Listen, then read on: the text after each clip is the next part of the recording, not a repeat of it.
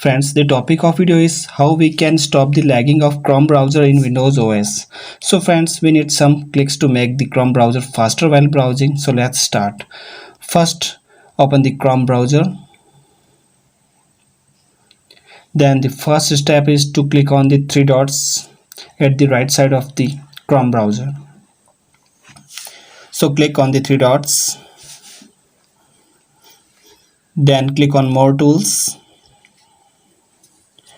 Choose the Performance menu.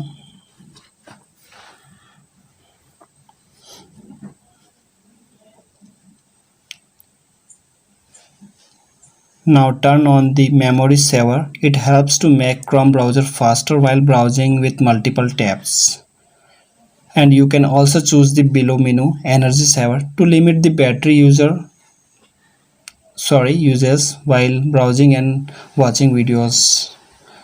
It will really help you to stop the lagging of Chrome browser.